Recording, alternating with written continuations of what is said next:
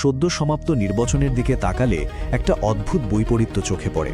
মানে একদিকে এত কড়া নিরাপত্তা, আর ঠিক তার পাশেই নির্বাচন পরবর্তী অশান্তির এক দীর্ঘ ছায়া। তো এই পরিস্থিতির একেবারে গভীরে আসলে কি ঘটছে, আজকের এই বিশ্লেষণে আমরা ঠিক সেটাই বোঝার চেষ্টা করব। আচ্ছা, চলুন এক নজরে দেখে নিই আজ আমরা ঠিক কি নিয়ে আলোচনা করতে চলেছি। ১. বাংলায় নির্বাচন পরবর্তী অশান্তি। ২. সাম্প্রতিক সহিংসার মানচিত্র। ৩. জীবন ও সম্পত্তির ক্ষতি। ৪. রাজনৈতিক দলগুলোর এই যে দোষারোপের পালা। এবং ৫. সবশেষে প্রশাসনের পদক্ষেপ। ব্যাস, এই ধাপে ধাপে এগুলি পুরো ছবিটা আমাদের কাছে একদম পরিষ্কার হয়ে যাবে। প্রথম ভাগ, বাংলায় নির্বাচন পরবর্তী অশান্তি এবং এই নিরাপত্তার বৈপরীত্য। বিষয়টা একটু তলিয়ে দেখা যাক।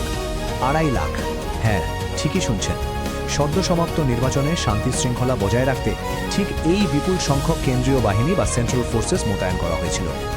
সংখ্যাটা ভাবলে সত্যি অবাক লাগে, তাই না? নিরাপত্তার কি বিশাল একটা আয়োজন।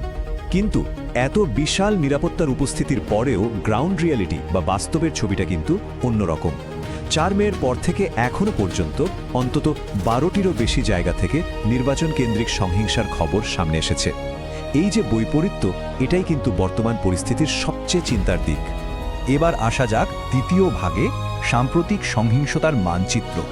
রাজ্যের ঠিক কোন কোন জায়গায় এই অশান্তি সবচেয়ে বেশি ছড়িয়েছে, চলুন সেটা একটু দেখে নিই। দেখুন, অশান্তির এই আজ রাজ্যের বিভিন্ন প্রান্তে কিভাবে ছড়িয়ে পড়েছে। কলকাতায় নিউ মার্কেটের কাছে টিএমসির একটা অফিসে একেবারে বুলডোজার চালিয়ে দেওয়া হয়েছে। আবার সন্দেশখালীতে পুলিশ আর কেন্দ্রীয় বাহিনীর উপর সরাসরি হামলার ঘটনা ঘটেছে। বীরভূমের দিকে তাকালে দেখা যাচ্ছে দলীয় কর্মীদের মধ্যে মারাত্মক সংঘর্ষ। দক্ষিণ ২৪ পরগনায় তো একটা দলীয় কার্যালয় থেকে সরাসরি অস্ত্র উদ্ধার হয়েছে। আর মুর্শিদাবাদের জিয়াগঞ্জে লেনিনের মূর্তি ভাঙচুরের ঘটনা ঘটেছে। মানে বুঝতেই পারছেন, এক এক জায়গায় এক এক রকমভাবে অশান্তি ছড়াচ্ছে। তৃতীয় ভাগ, জীবন ও সম্পত্তির ক্ষতি। ঘটনাগুলো তো দেখলাম, কিন্তু এর ফলে আসল ক্ষতি কতটা হলো, চলুন কিছু তথ্যের দিকে নজর দেয়া যাক। পরিসংখ্যানের দিকে তাকালে সত্যি খুব হতাশ হতে হয়। এই রাজনৈতিক সংঘর্ষে প্রাণ হারিয়েছেন ৪ জন মানুষ। আর খুব দুঃখজনক ব্যাপার হলো, এদের মধ্যে টিএমসি এবং বিজেপি দুই দলের কর্মী আছেন। অন্যদিকে সম্পত্তির ক্ষতির কথা যদি বলি, শাসক দল টিএমসি দাবি করছে যে তাদের ৪০০রও বেশি পার্টি অফিসে ব্যাপক ভাঙচুর চালানো হয়েছে। এবার সন্দেশখালীর পরিস্থিতির দিকে একটু বিশেষভাবে নজর দেয়া যাক। সেখানে কিন্তু উত্তেজনার পারদ রীতিমতো চড়েছে। পুলিশ আর সিএপিএফের একটা জয়েন্ট পেট্রোলিং টিমের উপর আচমকা হামলা হয়, আর তাতে ৫ জন নিরাপত্তা কর্মী আহত হন। শুধু তাই নয়, এলাকা থেকে দেশীয় তৈরি বোমা এবং আগ্নেয়াস্ত্র উদ্ধার করা হয়েছে। একেবারে সরাসরি নিরাপত্তারক্ষীদের উপর এই আক্রমণ গ্রাউন্ড জিরোর ভয়াবহতাটা চোখে আঙুল দিয়ে দেখিয়ে দেয়। চতুর্থ ভাগ, রাজনৈতিক দোষারোপের পালা বা পরস্পর বিরোধী আখ্যান। এই জায়গাটায় এসে পুরো বিষয়টা বেশ ইন্টারেস্টিং হয়ে যায়। একই ঘটনা, কিন্তু রাজনৈতিক দলগুলো কিভাবে সম্পূর্ণ আলাদা দুটো আখ্যান তৈরি করছে, চলুন দেখি। একদিকে টিএমসি দাবি করছে যে পুলিশের অনুমতি নেই বিজেপি তাদের ৪০০র বেশি কার্যালয় এবং ১৫০ জন প্রার্থীর বাড়িতে রীতিমতো ভাঙচুর চালিয়েছে। কিন্তু অপরদিকে বিজেপি এবং কংগ্রেসের দাবিটা আবার সম্পূর্ণ অন্যরকম। তারা বলছে এই অশান্তি আসলে তৃণমূলেরই অভ্যন্তরীণ কোন দলের ফল। তাদের দাবি, হতাশা থেকে তৃণমূলের একাংশই নাকি বিজেপির পতাকা হাতে নিয়ে এই ভাঙচুর চালাচ্ছে, যাতে সাধারণ মানুষের মনে ভয় তৈরি করা যায়। টিএমসির দৃষ্টিভঙ্গিটা তাদের নেতাদের কথাতেই বেশ স্পষ্ট।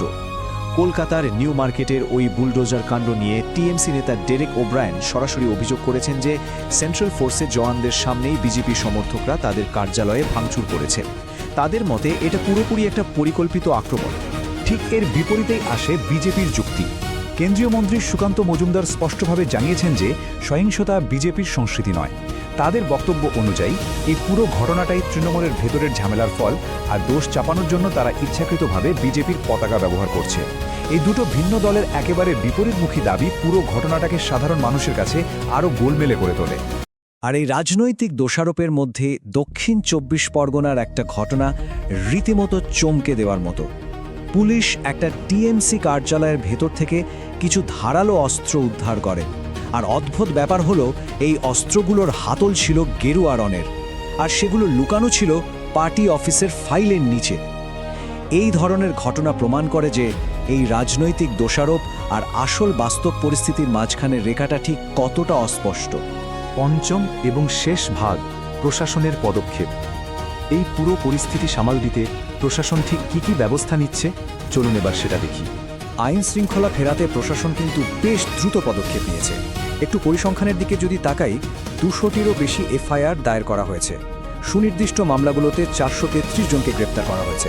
আর পরিস্থিতি যাতে আরও হাতের বাইরে না যায় সেজন্য প্রিভেন্টিভ অ্যারেস্ট বা প্রতিরোধমূলক গ্রেপ্তার করা হয়েছে 1100 জনেরও বেশি মানুষকে। মানে বুঝতেই পারছেন, সংখ্যাটা নেহাত ছোট নয়। তবে শুধু ধরপাকড় নয়, পরিস্থিতি স্বাভাবিক করতে ধাপে ধাপে আরও কিছু কড়া পদক্ষেপ নেওয়া হয়েছে। প্রথমত, শান্তি বজায় রাখতে 65 কোম্পানি সিএপিএফ মোতায়েন করা হয়েছে।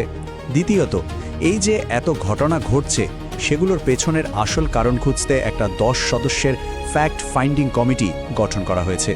আর তৃতীয়ত, পুলিশের আগাম অনুমতি ছাড়া যে কোনো ধরনের বিজয় মিছিলের উপর কড়া নিষেধাজ্ঞা জারি করা হয়েছে। সবশেষে একটা খুব জরুরি প্রশ্ন থেকেই যায়, এই যে এত প্রশাসনিক কড়াকড়ি, হাজার হাজার মানুষকে গ্রেফতার করা বা তদন্ত কমিটি গঠন করা, এই সব কিছু কি বাংলার এই নির্বাচন পরবর্তী সংহিংসার ঐতিহাসিক চক্রটিকে চিরতরে ভেঙে ফেলার জন্য যথেষ্ট, নাকি এটা আরও গভীর কোনো কাঠামোগত আর রাজনৈতিক সমস্যার একটা ছোট অংশ মাত্র? এই ভাবনার জায়গাটা আপনাদের জন্য খোলা রেখেই আমাদের আজকের এই আলোচনা এখানে শেষ করছি।